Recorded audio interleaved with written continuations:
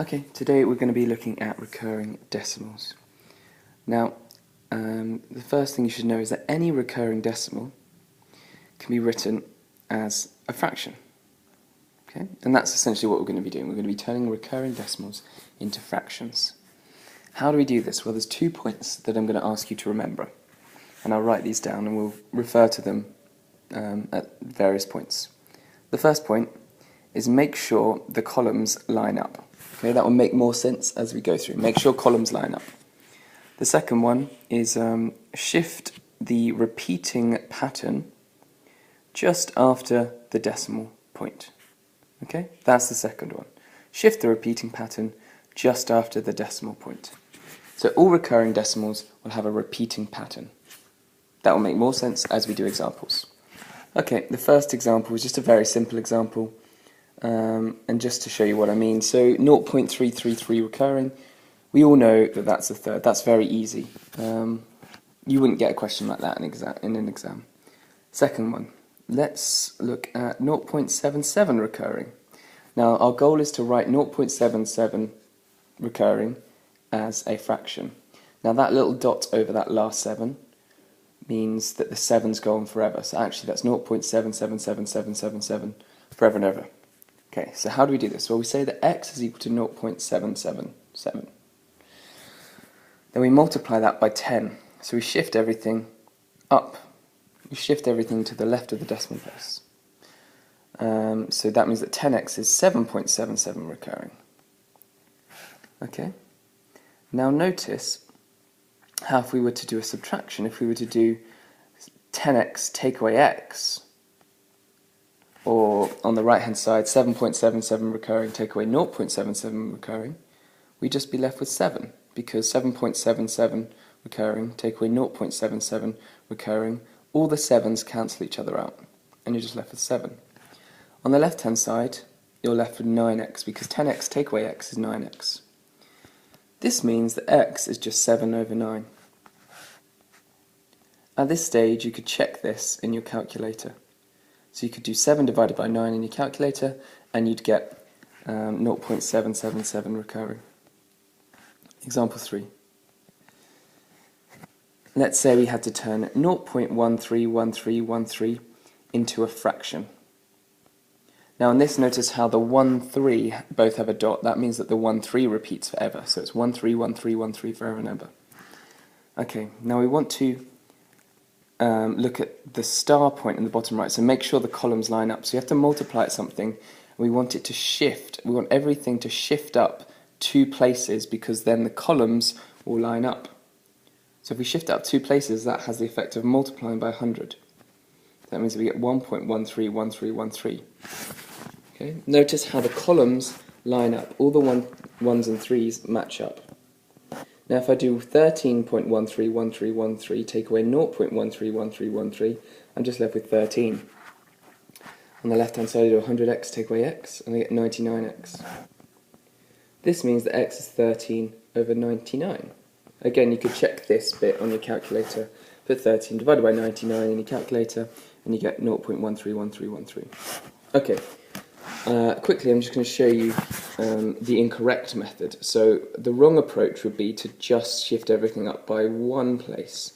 So if I say x is equal to 0.131313 and just shift it up by 1, multiplying it by 10, I get 1.3131331. Now notice how I haven't matched up the columns. So when I do the subtraction, nothing cancels in the same way. You have to match up the columns. Okay? So that is the wrong approach. You make sure the columns line up. If they don't line up, then you can't use this method. Okay, example 4. So we're going to turn 0.0213213 into a fraction.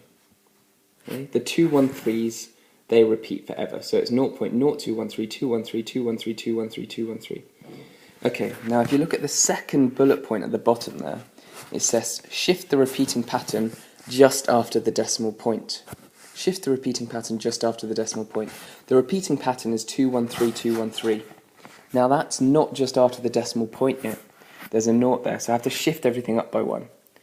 So I'm going to multiply through by 10. Okay, this will shift the repeating pattern so that it is just next to the decimal point, 0.213213. Okay, now I have to multiply it by something to make sure the columns line up. Now I want to shift everything up now by 3 places, so I'm going to times 10x by 1,000. If I times 10x by 1,000, I get 10,000x. Okay?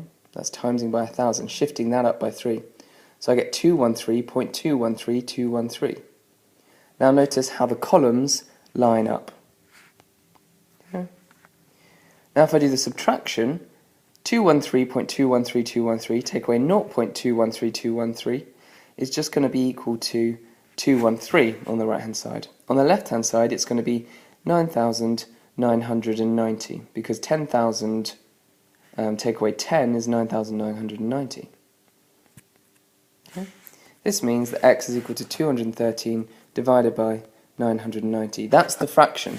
That's fine, but it's not in its simplest form. At this stage you could put 213 over 9,990 in your calculator and see what it is when it simplifies. Or you could work out that the common factor is 3. That leaves you with the simplified fraction 71 over 330.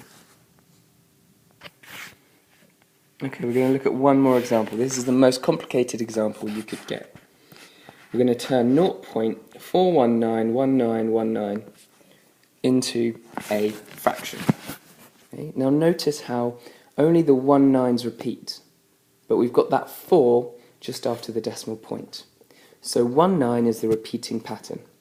Now if we look at the second bullet point just at the bottom here, okay, shift the repeating pattern just after the decimal point. The repeating pattern is 1919, so I have to shift that up by 1 place. Okay? To do that I multiply by 10. Now I get 4.191919. Okay? Okay, I'm just going to go back a few places there. Okay, so now notice how the 19's are the repeating pattern and they fall just after the decimal place. Now I have to multiply it by something and make sure the columns line up when I've multiplied it. So I'm going to shift it up 2 places. If I shift it up 2 places, that has the effect of multiplying by 100. Okay, so if I times by 100, 10x times by 100 is going to be 1000x. This leaves me with 419.191919. Now notice how the columns do line up. Okay, so I can do the subtraction. On the left hand side, 1000x take away 10x is 990x. On the right hand side, 419.191919 take away 4.191919. Well, have a think about what that's going to be. Have a think. Come up with an answer. The mistake people make is to say it's 419, but it's not 419, it's 415, because you've got 419.19 take away 4.19. So 419 take away 4 is 415. Okay, so we get those all cancel out, and we're just left with 419 take away 4, which is 415. This means that x is 415 over 990. Now you can simplify this in your calculator, and you'll get 83 over 198. You could check that this was the right answer by doing 83 divided by 198 in your calculator, and you would get 0.4191919. Okay, the key points to remember from this video is 1, you have to make sure that the columns line up. Okay, that means shifting it 2 places, 3 places, it depends how long the repeating pattern is. And secondly, at times you will have to shift the repeating pattern so that it is just after the decimal point. This is true of example 4 and example 5. Okay? Shift the repeating pattern so that it's just after the decimal point. When you're doing exam questions, you must follow this sort of method. If you don't follow this sort of method and you just put it in your calculator, you won't get any marks. Okay, thank you for watching.